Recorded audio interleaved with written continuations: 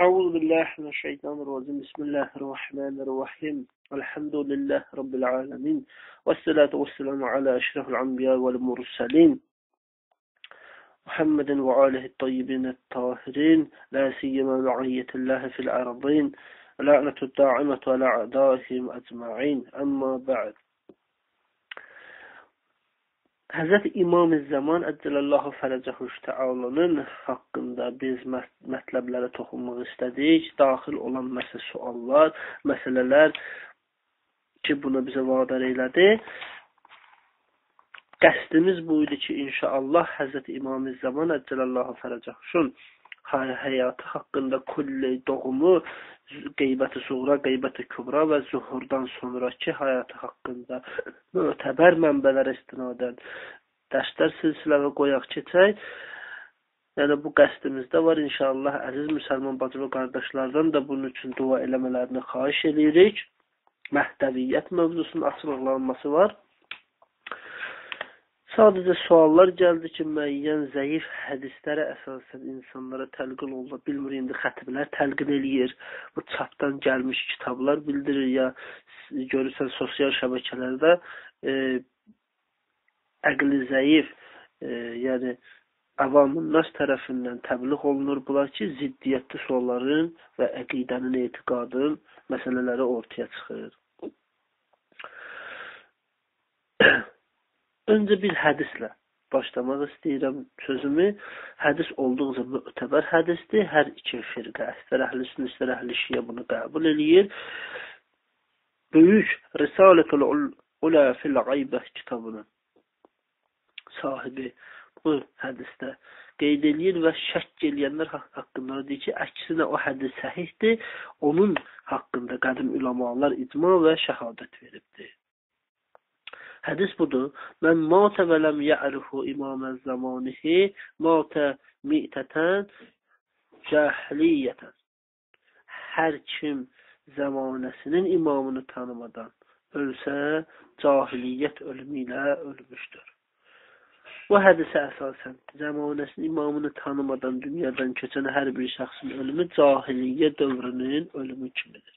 Sanki həmin şəxsin İslamla heç bir tanışlıq və rabitəsi yoxdur. Amma təəssüflər ki, İmam Zaman əleyhissalam zuhurundan sonra cəmiyyətlə davranış və rəftarı barədə hətta adi insanlara istinad edilməsi doğru olmayacaq və bəzi insanlar da İmam əleyhissalam tərəfinin barəsində mənfi rəylərə səbəb olacaq, əslində təsdiqləndirilməsi olmayan fikirlər səslənir. Bunlar isə bəzən hədis və rəvayətlərin təhlil olunmasında yol verilən xəta və yanlışlıqdan, bəzən də mövzu barədə olan saxta və yalan hədislərin danışılmasından irəli gəlir. Təəssüf ki, bir çoxları İmam-ı Zaman əleyhissalamın zuhurəsində sərt və qəddar surəti çizmək üçün çox çalışırlar. Onlar İmam Əcələllahü Fərəcəhuşun öz dövlətini və hakimiyyətini insanların baş üzərində qılınc və onların qanunun axtmaqla quracağına etiqad bəsləyirlər. Bunda isə bəzi uydurulmuş rəvayətlərə istinad edirlər ki, onlar da İmam Mehdi Əcələllahü Fərəcəhuşun zuhur etdiyi əsrdə insanlarla sərt rəftar edəcəyi qeyd olunur. Hətta o dərəcədə ki, insanlar onlarla İmam əleyhissalam arasında uzaq məsafənin olmasını arzulayacaq və onlara müsəllət olmamasını təmənna edəcəklər. Bəzi rəvayətlər isə İmam əleyhissalamın hökmlərdəki sərtliyinə görə insanların onun Peyğəmbər səlavatullah nəslindən olmasına şəkk edəcəyini bildirir. Əvvəla müzakirə üçün həmin rəvayətləri isə təqdim edək. Mühüm o ki, rəvayətlər gəlir. Və İmamın əleyhissalam babası Rəsul Əkrəm Səlavatıllahın və Əli əleyhissalamın davranışlarına uyğun rəftar edəcəyi bildirən səhih hədis və rəvayətləri ərz edək ki, ziddiyyətin təşkili halında belə əslin hənif din anlayışına müvafiq uyğunluq olduğu aşkara çıxsın. İmam Mehdi əleyhissalamın dövlət qurma üslubu barədə uydurma hədis çoxdur. Ricalda buna diqqət eləsək, hədis elmində, dirayədə buna diqqət eləsək, 60-a yaxın, 50-yə yaxın belə bir hədisimiz var. 30-dan çoxunun sənədi Muhammed İbn Əli Əl-Kufi deyilən bir şəxsi istinad olunur. O uyduran və alimlər arasında imamı olmayan şəxs kimi şöhrət tapmış şəxsdir.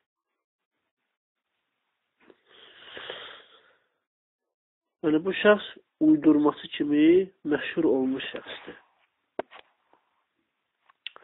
Mərhum Fəzl ibn Şazan Şiənin ən əzəmətli şəxsiyyətlərindəki əzəmət məqamına və cəlalına heç bir ləkə toxunmur. İmam Həsən Əskəri əleyhissalamın rəvayət olunur ki, demişdi ki, Fəzlin məkanına və onların arasında olduğuna görə Xorasan əhlinə qibtə edirəm. Kəşşi Ricalı kimi tanır. İxtiyarun Mərifətər Rical kitabının tərcüməsinə. Cild 2, səhifə 820 və İbn-i Davudun Rical kitabına müraciət edə bilərsiniz. Səhifə 151-də. Nəcəbul Əşrəv Heydəriyyə mətbəəsi. Fəzl ibn Şazan belə bir möhkəm şəxsiyyət, kəzzab şəxsdir sözünü, yəni ən məşhur yalancılardan onu hesab edir. Deyir ki, kəzzab, yalancı şəxsdir sözünü onun inanılmayan şəxs olmasına dəlil göstərmək olar. Digər bir yerdə isə Fəzl ibn Şazan belə deyir, az qalırdı ki, ona lənət oxuyum. Mərhum Əllamə Hilli Xülasətül Aqval əsəri səhifə 398-də belə qeyd edir. İndi uydurma hədislərin bəzilərinə toxunaq. Biri budur. Həmin bu dediyimiz bu Kəzzab Muhammed ibn Əliyə istinad edilərək Əbu Bəsir İmam Sadiq əleyhissalamın nəql etdiyi bir hədisdə deyilir ki, Bəni Üməyyədən bəziləri deyir ki, bu Bəni Üməyyədən məqsəd, yəni axir zamanda olan Süfyanı tərəfdarlarıdır. Bəni Üməyyədən olan bir dəstə məğlub olub Rum torpağına tərəf üst tutdu və Rum hökmdarlarından onlara sığınacaq verməyi istədi. Hökmdar onları dedi, siz dinimizə daxil olmalı, biz sizinlə və siz də bizimlə nicah bağlamalı, donuz əti yeməli və şərab içməli, boyunlarınıza xaç taxmalı və bellərinizə bizim kimi təsbih bağlamalısınız. Onlar deyir, bunu qəbul edib Rum torpağına daxil oldu. İmam Qaim əleyhissalam elçi göndərib Rum torpağına daxil olan şəxslər onun çıxarmasını tələb etdi. Dedilər, biz insanlar sizin dindən üz döndərib bizim dinə daxil olurlar. İmam əleyhissalam deyir ki, əgər onları təhvil verməsə, sizinlə qılıncla danışacaq. Dedilər, bu bizimlə sizin aranızda Allahın kitabıdır.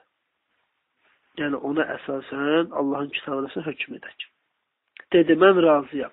Onlar danışıqlara başladı. İmam Aleyhisselam onların qarşısında İslamdan üz döndərən şəxslərin təhvil verilməsini şərt qoydu. Onlar kitabdan dəlillər oxuduqdan sonra bu şərti yerinə yetirməli olduqlarını gördülər və həmin şəxsləri ölkədən xaric etdilər. Onların kişilərini öldürdü, hamilə qadınlarının qarınlarını yardı və taxtıqları xaçları nizələrə qaldırdı. Biharul Ənvar cild 52 səhifə 388 İmamın dövrünün davranış, əxlaq və xüsusiyyətləri və babı. Bu hədisin biri. İkinci hədis. Numani, Şeyx Numani Əl-Qeybə kitabında aşağıdakı şəxslər istinad olaraq deyir. Əli ibn Hüseyn, mərhum Şeyx Sadıq Rahiməllahın atasıdır. Muhammed ibn Yahya Əl-Əttir, Muhammed ibn Həsən Razi, bu adamın şəxsiyyəti məchuldur. O da Muhammed ibn Əl-Kufidən, həmin bu Kəzzab, o Əhməd ibn Muhammed ibn Əbu Nəsir Əl-Bəzəntidən, o Abdullah ibn Bəkirdən, o atasından, o da bilinmir, o da Zürarədən nəql edir ki, İmam Sadiq əleyhissalama dedim. Hüccət əleyhissalam, Peyğəmbər salavatullah kimi rəftar edəcək. Dedi, yox. Ey Zürarə, onun rəftarından çox fərqli davranacaq. Dedim, sənə fəda olum, nə üçün? Dedi, Rəsulullah salavatullah ümmətlə ehsan və yaxşılıq rəftar etdi və insanlarla dost oldu. Qaim isə savaşla rəftar edəcək. Və yaxud başqa hədis.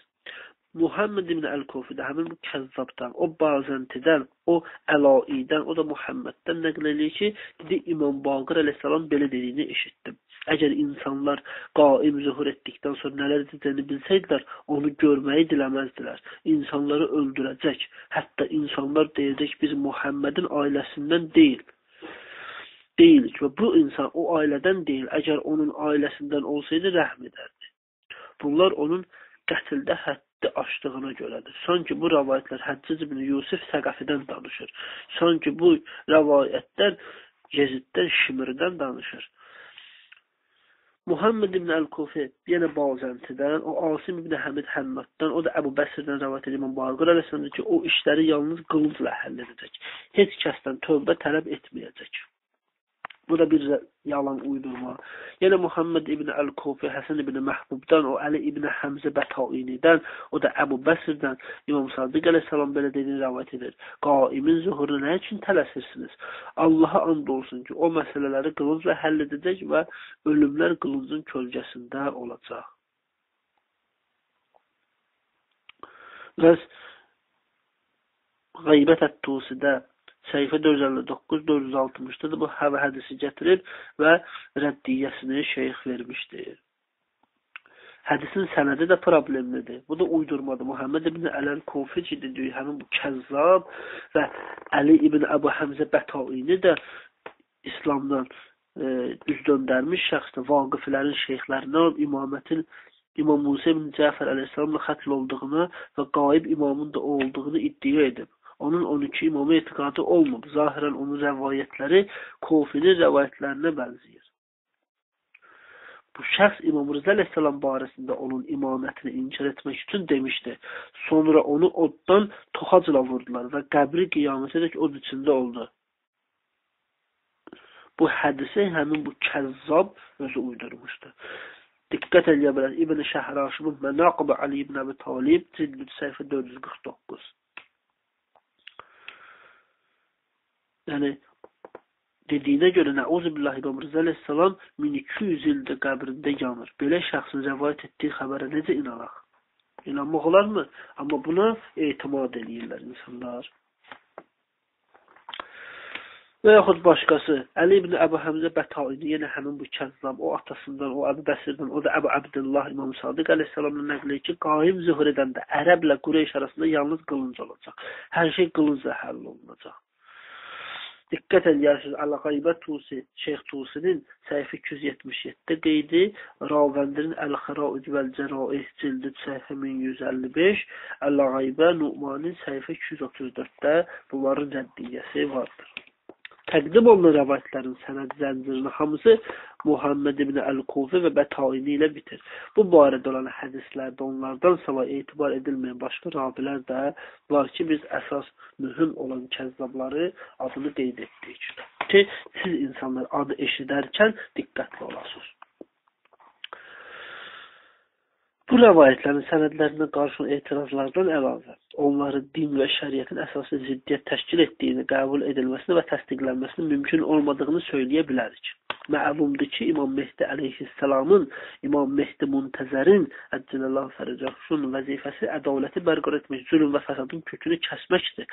Buna əsasən də İmam əleyhissalamın ədaləti zülm yolu ilə bərqərar etməsi yaxud da babaları Resul Əkrəm Səlavatullah və Əmir Əl-Muminin əleyhissalamın sünnətin yerlik və bidətlə diriltməsi ağla müvafiq gəlmir. Resul Əkrəm Səlavatullahın sünnəti hamilə qadına hədd tətbiq etməyə açıq şəkildə haram buyurur. Lakin görürük ki, bu rəvayətlər qorxudan və məcbur edilərək Məsihi dininə daxil edilmiş hamilə qadını İmam Mehdi əleyhissalam tərəfindən qılınca qarnının yarmasını bildirir. Allaha təala bunlar Muhammed ibn Əl-Kufinin rəvayətlərinə əsasən belə görünür. Birinci, biz ağamız və Mövlamız İmam Mehdi əleyhissalamın imam olduğunu unutmamalıyıq. Belə ki, o İslam hökmlərini və hamilə qadının hansı günahın mürtəkib olmasını asılı olmayaraq, hətta zina etsə və 4 ədalətli şəxs şahid əleyhinə şəhadət versə belə, bari həmlinin, yəni uşağını yerə qoymadıqca ona cəza tətbiq olunmasının haram olduğunu hər bir şəxsdən daha yaxşı bilir. Məgər İmam əleyhissalam İslam şəriətinin bu aşkar hökmünü belə qalmaqallı və biabırçı şəkildə pozarmı? Məsihi dininə daxil olmağa məcbur edilmiş hamilə qadının qarnını yararmı? Unutmayaq ki, İmam şəriəti ən yaxşı bilən və onu qoruyandır. Əgər bu rəvayət yalan üçün aşkar bir dəlil deyil, yaxud da o digər rəvayət eyni vəziyyətdədir. Əlavə olaraq onun sənədinin zəifliyi də qeyd olunmalıdır. Bu hədislərin məzmunu İmam əleyhissalam babası Rəsul Əkrəm Səlavatullah kimi rəftar edəcəyinə dair səhih hədislərə zidd olduğu xüsusi vurğulanmalıdır. İnşallah ki, onları qeyd edəcək. Həqiqətən də bəzi səxtəkarların məsum imama nisbət verdikləri bu iftiralar bu və digər cəhətdən inkar edilir. Əgər bir kəsin adı mömin şəxs barəsində bundan azını uydurduğuna fərz etsək, onun sözlərini qəbul etmərik, nəqillərinə hörmət qoymarıq. Və sonunda iftiraların Məsum şəxs əleyhissalam tərəfindən dəhşətli qətillər törətmiş olmasını necə qəbul edək? Narahatlıq eləyən məsələlərdən biri də Muhammed ibn Əl-Kofi Kəzzabın öz yalanlarını siğə ravilərə nisbət verməsi və bəzi sadiq şəxslərin adlarını öz uydurma hədislərində istifadə etməsidir.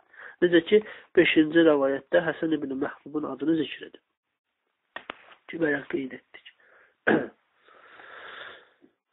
Əhl-i Beyt əleyhissalam düşmənləri izlədikləri üslublardan biri onları isnad edərək saxta uydurma və təhrif olunmuş hədislər yaymaqdır.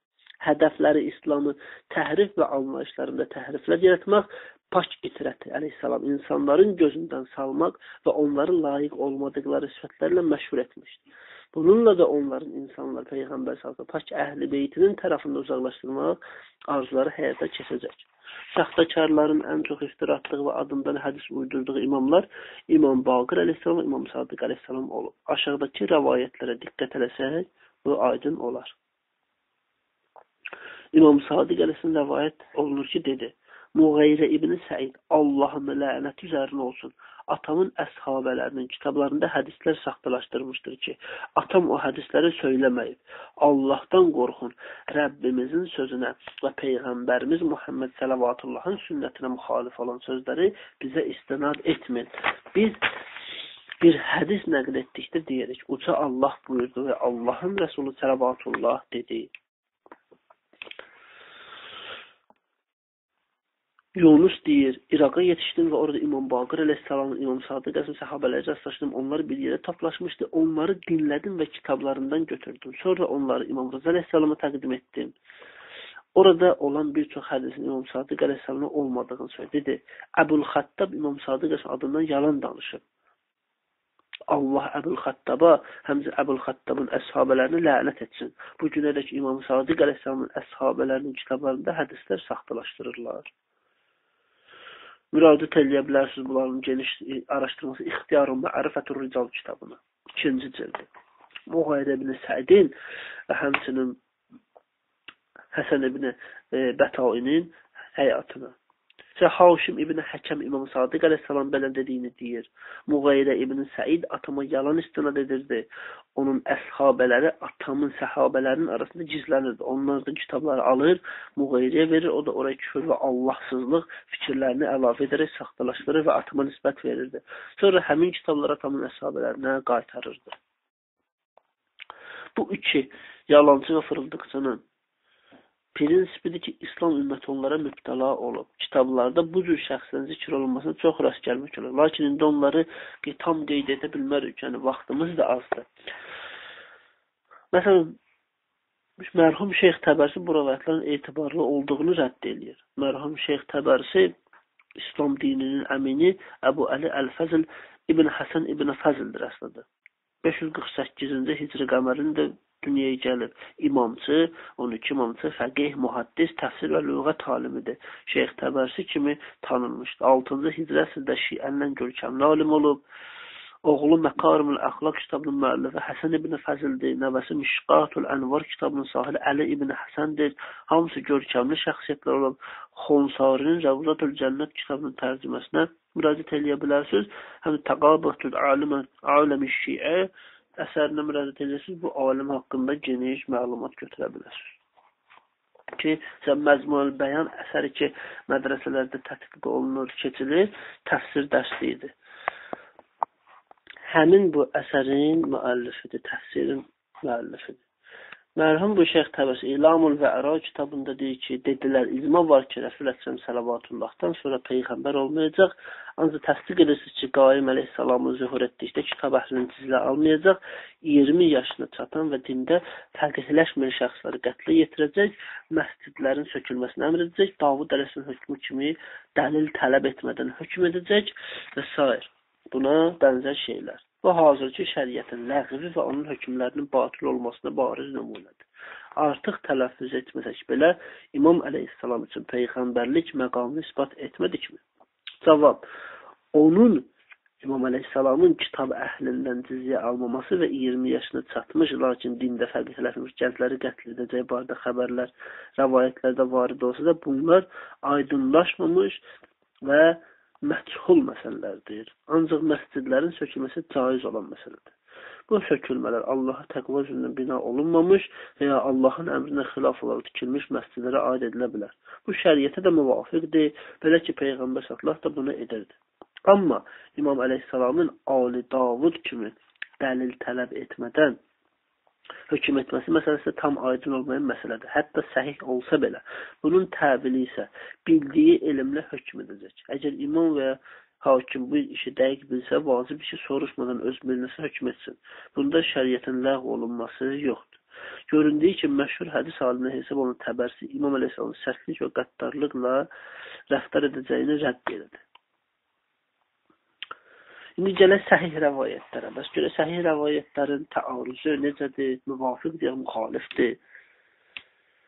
Bunları inkar edən dəlillərimiz var. Bunlar mövzu barəsində varid olmuş səhih və mötəbər hədislərcə keçən hədislərin surətindən tam şəkildə fərqlənir.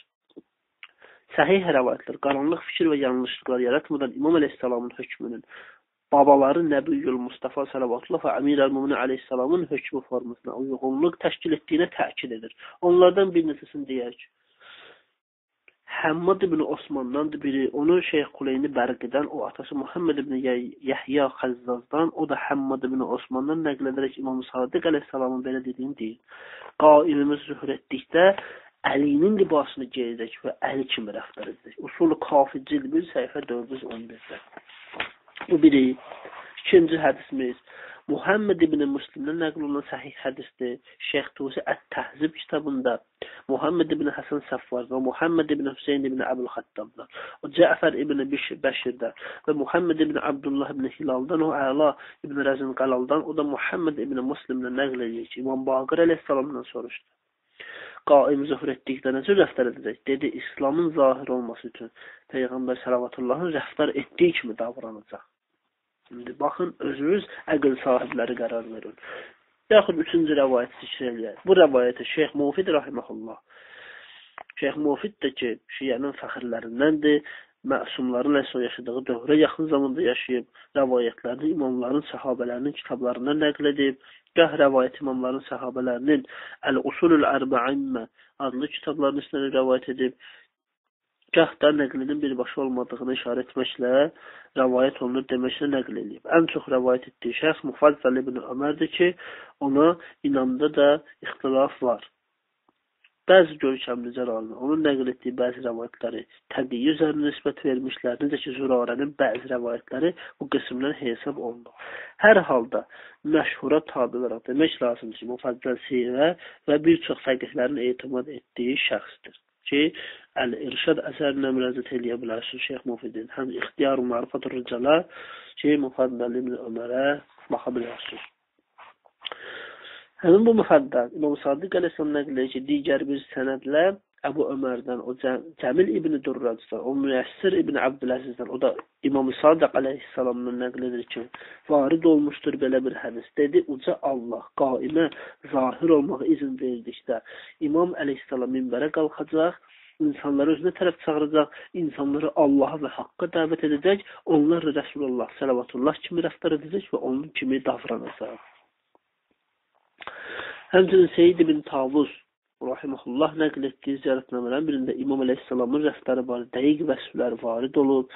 Deyilir ki, Misbahul Zairə əsərində səlam olsun yeni haqqa, hikmətə, gözəl mauizəyə və doğruluğa söykənənə.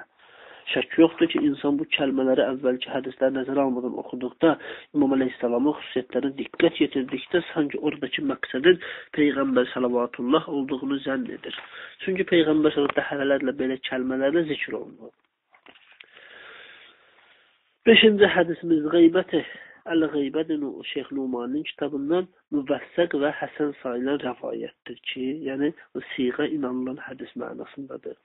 İbn-i Uqda Əli ibn Həsəndə, İbn-i Fəzzalda deyirlər, o atasından, yəni İbn-i Fəzzalın özündən, o Rəfaədən, o Əbdəllah İbn-i Ətadan, o da İmam Baqir əleyhissalamdan soruşur ki, qaim qiyam edəndə necə davranacaq? Peyğəmbər salavatullah etdiyi kimi özündən əvvəlkiləri dağıdacaq və İslamı yenidən qurmağa başlayacaq.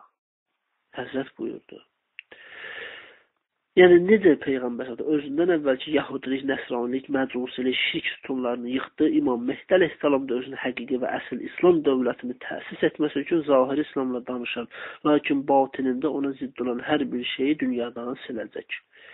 Məlumdur ki, Rəsul Əkrəm Səlavatullah Qur'anın əmrlərini yerinə yetirmək üçün özündən əvvəl olanları gözəllik, ehsan və mülayimliklə yıxdı.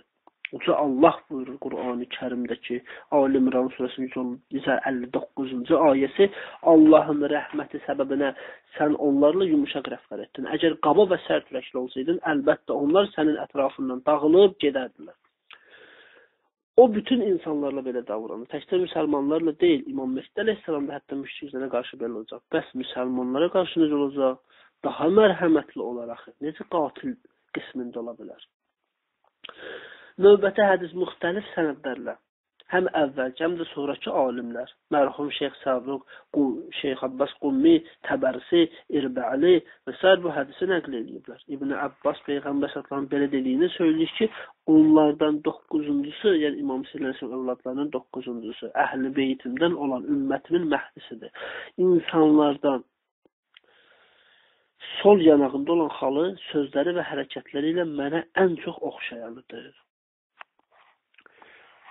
Mərhum Şeyx Sadıq Kəmalüddin və Təmumin Ni'imə kitabına müraciət edə bilərsiniz. Orada qeyd edilir. Peyğəmbər sallallahu barəsində rəvayətlər babında Şeyx Xəzzazın Kifayətül Əsər 12 Məbədə Rəsul Əkrəm Səlavatıllahdan İbn Abbasın rəvayətləri babına baxarsınız. Sən Şeyx Təbərsini İlamul Vəra və İlamul Huda əsəri, Şeyx İbn Əbülfəth İrbəlinin Kəşfül Ummə 3-cü cild səhifə 315-ə müraciət edə bilərsiniz ki, bu hədislər haqqında qeyd ediblər. Məgər Peyğəmbər salavatlı insanlardan hərəkətlərlə mənə ən çox oxşayanıdır sözündən daha aydın dəlilə ehtiyac varmı ki, imamı tanımayaq biz? Demək, babası Rəsul Əkrəm Səlavatullah Məkkəni fəth etdikdən sonra Qureyş kafirləri ilə və eləcə də İmam Əli əleyhissalam öz rəqibləri ilə davrandığı kimi İmam Mehdi əleyhissalam da zühur etdiyi mübarək əsrdə insanlar arasında əfv və təm rəhmət rolunu quracaq.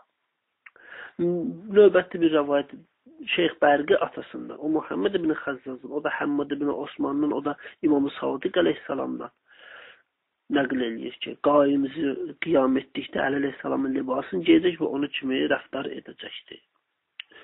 Bu rəvayətlərin sənədləri səhihdir. Heç bir şübhəsi də yoxdur. Ravilərin hamısı siğədir. Eləcə də onların məzmunları da məsumların əleyhissalamın davranışlarına müvafiqdir. Bu rəvayətlər həm xas, həm də ümumi cəmaatın, həm kiçik, həm də böyüklərin qəlbində İmam əleyhissalamın zühuruna böyük bir məhəbbət və şövqün olduğuna işarə edir. Və yaxud başqa hədisdə Əbu Said Xidri deyir, Peyğəmbər salavatullah buyurdu, sizi Mehdi ilə müjdələyirəm. Ümmətim arasında ixtilaflar və parçalanmalar olduğu vaxt göndəriləcək. Yer üzü və fəsadla dolduğu kimi onu ədalətlə dolduracaq. Yer və göy əhlindən razı qalacaq, malı düzgün böləcək. Bir şəxs dedi ki, düzgün nədir? Dedi, Peyğəmbər sallallahu buyurur ki, insanlar arasında bərabər böləcək. Allah Muhammedin ümmətinin qəlbini varlılıqla dolduracaq. Ədaləti geniş olacaq. Bir nida edən səslində kimin mala ehtiyacı var? İnsanlardan yalnız bir kişi qalxacaq və deyəcək mənim. Ona deyiləcək, get xəzinədarın yanına və dey. Mehdi əmr edir ki, mənə mal verəsən. Deyəcəklər, onun qucağı dolana dək mal səpilişinə. Kişi peşman olacaq və deyəcək, Muhammed ümmətinin nəfsinə ən çox uyan idim. Bu genişlikdə aciz qaldım. Onları qaytaracaq və heç bir şey götürməyəcək. Ona deyiləcək, biz verdiyimiz şeylərdən heç nəyə geri almırıq. İmamın haqqında deyilənə bax. Bunun üçün müraciət eləyə bilərsiniz Biharul Anvarın 51-ci cildi səhifə 74-də. Əhl-i Sünnədən yenə Əbu Ül-Məvəddə Muhammed Gənci Şafiinin əsəridir. Cildi 3 səhifə 344-də. Musnədur Əhmədə cildi 3 səhifə 37-yə. Əl-Bəyan fi əxbar sahibə zaman babına. Diqqət eləyə bilərsiniz orada. Məlumdur ki, yer əhlinin sevgisi onlarla mehriban rəftar edənlərə meyillidir. İmam Əli əleyhissalam övladlarından vəd olunmuş hüccətin zühurdan sonra rəftarını vəsf edir. Yer üzündə olan filizləri, yəni təbii qazıntıları çıxardacaq, salamatlığın açırları ona veriləcək və ədalətin necə olduğunu sizə göstərəcək. Kitab və sünnətin aradan getmiş hökmlərini dirildəcək. Kəşfül Xafa, Ləciluni, cildi 2, səhv 288. Hədisə diqqət eləyə bilər. İmamın haqqında görün nə deyir. Təarüz qaydasını əməl etmək üçün təarüz şərtlərinin toplanması lazımdır. Təarüz üsulü fiqhin qaydasıdır. 2 bərabər səviyyəli zid xəbərli rastlaşdıqda istifadə olunur. Öncə onlar sənəd baxımından eyni olmalıdır. Yəni təarüz 2 rəvayətdən birinin sənədində, məsələn, Muhammed ibn Əl-Kufi kimi saxtakarın, digərində Əli ibn İbrahim və Muhammed ibn Müslim kimi siğə sayılar və İmamlar Əleyhisselam tərəfindən ehtimal olan şəxslər olduğuna görə deyil, onların ağıl və şəriətə əsasən səhih olmasına görədir. Buna əsasən biz ilk addımda sənəddəki müşküllə qarşılaşmışıq. Belə ki, Muhammed ibn Əl-Kufin öz rəvayətində İmam Mehdi əleyhissalam hədsiz qətillər törədən və zamanında hərc-mərciliyin baş verdiyi rəsmini cızır. Fəqihlər isə deyir ki, hərc-mərcilik və özbaşınalıq baş verməsinə səbəb olacaq zaman şəriət hökmləri qüvvədən düşür. Bəs necə ola bilər ki, bütün dinin hökmlərini ehtiva edən İmam Mehdi əleyhissalam belə hərc-mərciliyə və özbaşınalığa səbəbkar olsun? Demək ki, rəvayətlərdəki bu ziddiyyət inkar olunur və hədis batil hesab edilir. Yalancı bir şəxs görkəmli hədis alimlərini və inanılan şəxsləri necə aldada bilər?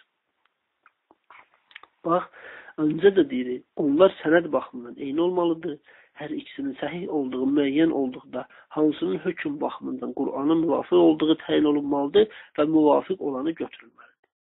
Bu yerdə tərcih, yəni şəkk olmadan, heç bir şəkk olmadan, Mehdi əleyhissalamın rəftarını, babası Rəsul Səlavatullah və Əmir əl-Müminin Əli əleyhissalamın rəftarı kimi olduğunu qeyd edən rəvayətlərə edilir. Necə ki, Uca Allah öz kitabında, Qur'an-ı Kərimdə bəyan edir. Allahın rəhməti səbəbinə sən onda bir yumuşaq rəftar etdin. Əgər qaba və sərt rəftar etsəydin, daşürəkli olsaydın, əlbəttə onlar sən ətrafından daxılıb gedərdilər. Bu məsələlərə keçsək və hər iki rəvayətin kitaba uyğun olduğunu fərz etsək, onları sünnətdə varid olan qəti dəlillərlə uyğunlaşdırmalıyıq. Daha sonra zahir və mətn dəlaləti baxımından uyğunluqları araşdırmalıyıq. Bu zaman daha aşkar mənaya dəlalət edən rəvayəti seçərik.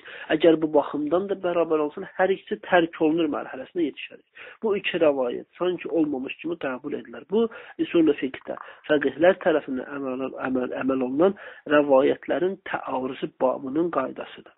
Ona görə də sənədə səhih olan kitab və sünnətə uyğun gələn rəvayətlər götürülür, onlara əməl olunur. Bunlara əsasən İmam əleyhissalamın rəftarının babası Peyğəmbər Səlavatullahın rəftarının uyğun olduğu qənaətinə gəlirik. Çünki onlar eyni bir nurdular. Allahın şəriəti bizdir. Eləcə də İmam Mehdi əleyhissalamın davranışını bilmək üçün Peyğəmbər Səlavatullah əleyhissalam və digər imamların əleyhissalamın davranış rəftarlarına nəzər yetirmək lazımdır. Ki, biz onlara misal çəksək, bəhsimiz çox uzanar ki, bu da vaxtımızı çox alır, xülasə toxunarıq. İmam əleyhissalamın xüsusiyyətlərindən biri də budur ki, bütün yer üzündə siyasi hakimiyyətini bərqərar edərək öz hökumətini quracaq. Bu iş hikmətli və xüsusi əxlaq və idarəçilik üslubları üzərində olacaq ki, bu da başçı və məsul şəxslərdən xüsusi bacarıq tələb edir. Onların rəhbəri İmam əleyhissalam olacaq. Bu üslubların biri məsul şəxsin insanlara və sakinlərə qarşı şəfqətli, mərhəmətli olmasıdır. Bu isə rəhbərin onların seçimi və onlara qarşı tələbkarlığından bir başasıdır. Peyğəmbər Səlavatlahı rəvayət olunur ki, o İmam Hüccət əleyhissalam vəsf edərək dedi, Mehdi insanlara mal dağıdacaq, sakinlərə qarşı rəhimli və işçilərinə qarşı tələbkar olacaq. Bəşarətül Mustafa ilə Şiətül Murtəza kitabına müraciət edə bilərsiniz. Bu barədə İmam Əli əleyhissalam deyir, agah olun, sabah baş verəcək və sabah tanımadığınız bir şeylə gələcək. Padişahlar tayfasından olmayan bir hakim, yəni İmam Zaman əleyhissalamı buyurur ağa, onların işlərini idarə edənləri pis əməllərinə görə sorğu-sual edəcək. Bu Nəhcül Bəlağədə 107-ci xütbədə rast gələ bilərsiniz. Buna əsasən də insanların onun hökumətində rifah və asayiş içində yaşamasına baxmayaraq, İmam əleyhissalamın özünə qarşı tələbkarlığı hər hansı bir şəxsə qarşı tələbkarlığından daha üstün olacaq. Çünki babası Əli əleyhissalam kimi hakim olacaq. Sərt parçadan libas geyəcək və az yeməklə kifayətlənəcək. Əxlaq və şəfqətlə davranacaq. Allaha and olsun ki, libası sərt və yeməyi arpa çörək olacaq. Hədis bizə bunu deyir. İmam Aleyhisselamın məmurların arasında əlaqələr haqqında isə deyə bilərik ki, İmam Əli Aleyhisselam hədis-i şərifdə İmam Mehdi Aleyhisselam ilə məmurların arasındakı münasibətləri bəyan etdi və bu əlaqələrin tərif və sənaya layiq olduğunu vəsf etdi. Eləcə də İmam Aleyhisselamın öz məmurlarının mübarək zuhurunun başlanğıcında 3 dəfə imtahan edəcək ki, onların həqiqi itaətkarlığı aşkar olsun. Sonra Mədinədə babasının qəbrinə tərəf tutacaq və ənsarları da onu izləyəcəklər, yəni köməkçilər. Onun da Mədinədə olduğunu anladıkları zaman yenidən Məkkəyə qayıdacaq və bu 3 dəfə təkrar olunacaq. İmam Əli Əleyhisselam belə buyurur. Mən onları imamın, yəni İmam Əleyhisselamın tərəfdarlarını tanıyıram və hətta adlarını da bilirəm. Uca Allah onları şərqdən və qərbdən yarım gecə ərzində cəm edəcək. Onlar Məkkəyə gələcək, Məkkə əhli onları qarşılayacaq, ancaq heç birini tanımayacaq. Sübh açıldıqda isə onların müti halda namaz qıldığını görəcəklər. Onları inkar edəcəklər. Bu zaman Allah onlara İmam Mehdi Əleyhisselamı tanıdan şəxsi təyin edəcək. Lakin İmam Əleyhisselam hələ gizli qalacaq. İnsanlar o şəxsin ətrafına toplaşaraq deyəcəklər, Mehdi sənsən, o isə cavab verəcək. Mən onun yardımcısıyam. Allah'a and olsun ki, yalan demədi. Çünki o dinin yardımcısıdır. Onlardan uzaqlaşacaq və bu zaman İmam Əleyhisselam Mədinədə babasının Səlavatullahın qəbrinin yanında olduğu xəbəri gələcək. Onlar imama qoşulmaq üçün Mədinəyə tutacaq. İmam bunu hiss etdi. Məkkəyə qayıdacaq. Yardımcıları onun ardında getməyə davam edəcək.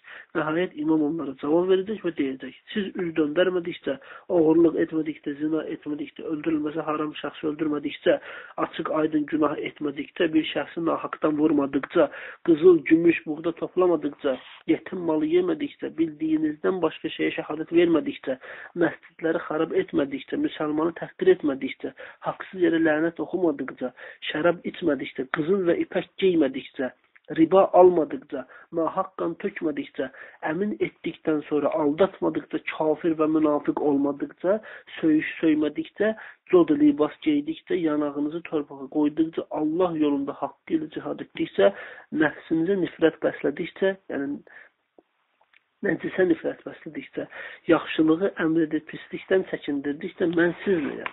Bunlara zirayət etdikcə, mən sizdən ayrılmayacağam, sizin kimi geyinəcək, sizin kimi minik minəcəyim və azla qani olacağım. Yer üzü zülmlə dolduğu kimi onu ədalətlə dolduracağam. Allaha haqqı ilə ibadət edəcəm, mən sizə vəfalı olacağım, siz də mənə vəfalı olun. Dedilər, razıyıq, bunlarda sənə tabi olacaq və onların hər biri ilə əl verərək görüşdü. İhqaqul həq mərhum Mərəş Nəcəfi rahiməhullah cild 29 səhifə 570-ə müraciət edib bu bəhsin şərhini geniş görə bilərsiniz. Ki imamın bəhsinə baxın, onun məmurları ilə rəftarına baxın, insanlarla rəftarına baxın. İmamın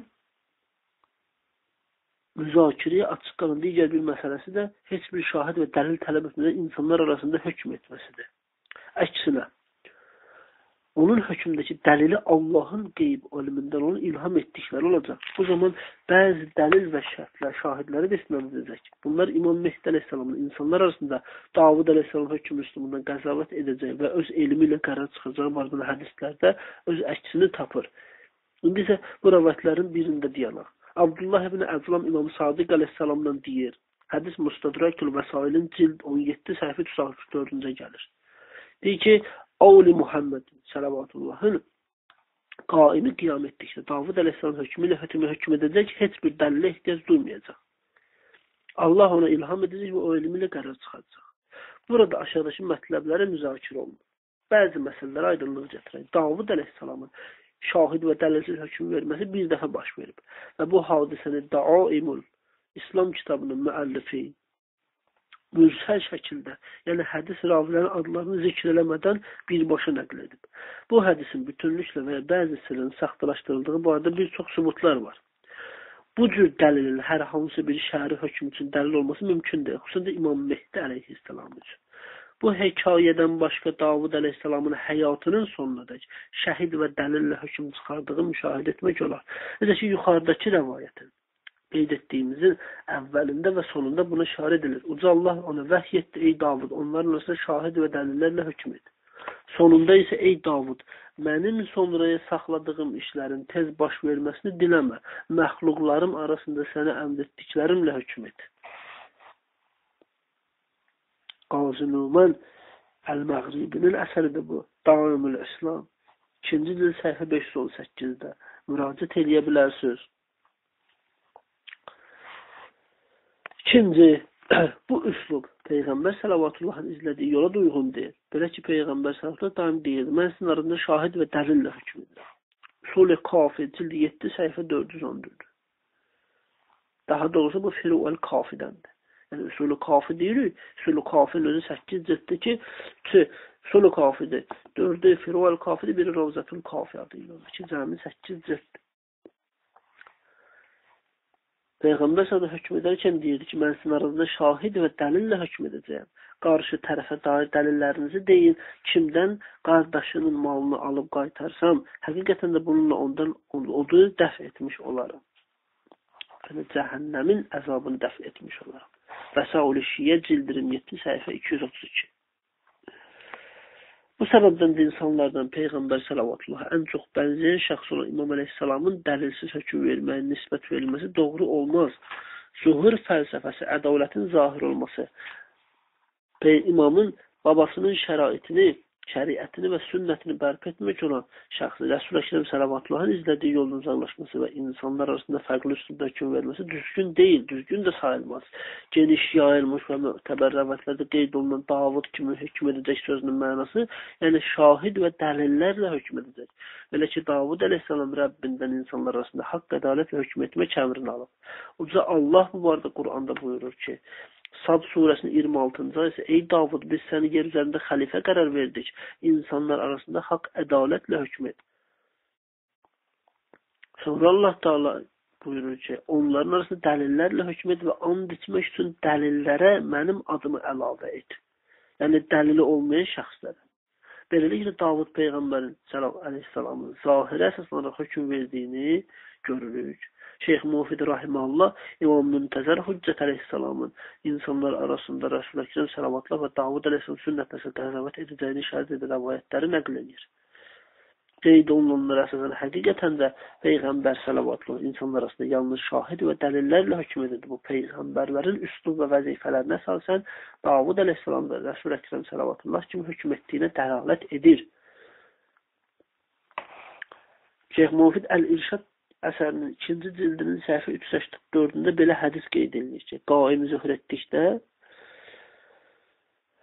ədalətlə hökm edəcək, həmin günlərdə zülm aradan qalxacaq, yollar əmin-amanlıq olacaq, yer öz bərəkətlərini üzə çıxaracaq. İnsanlar arasında Davudun və Muhammed salavatla hökmü ilə qəzaf edəcək. Məsumların vaqiiyyətə və həqiqətə müvafiq əməl etdiklərini qeyd etmək kifayətdir. Lakin onların həqiqətə bərqərar etmələri insanların adət etdikləri üsluba və onların arasındakı qarşılıqlı rəftara müvafiq olmalıdır. Və ona görə də diqqət eləmək lazımdır ki, bu məsələlərdə azmayaq və yalanlara uymayaq. Ona görə də diqqət olması mühüm amillərdən biridir ki, İmam-ı Zaman əleyhissalam haqqında, İmam-ı Zaman əleyhissalamın hüquqları haqqında, əsliyyəti haqqında diqqət olunmayan mətləbləri açmayaq. Diqqət olunmamış, şübhəli olan məsələləri danışmayaq. Və əziz müsəlman bacı qardaşlardan xahişimiz son dərəcə budur ki, üləmaya, alimlərə ehtiram göstərdiyimiz, etimad göstərdiyimiz böyük şəxsiyyətlərə müraciət eləyib, bu məsələlərin məzmununu araşdırmadan bir şeyi insanlar içərisində bilmədən danışmasınlar. Quran bizə buyurur, bilmədiyin bir şey demə, bilmədiyin bir işin arxasınca getmə, bilmədiyin bir kimsənin dalınca getmə.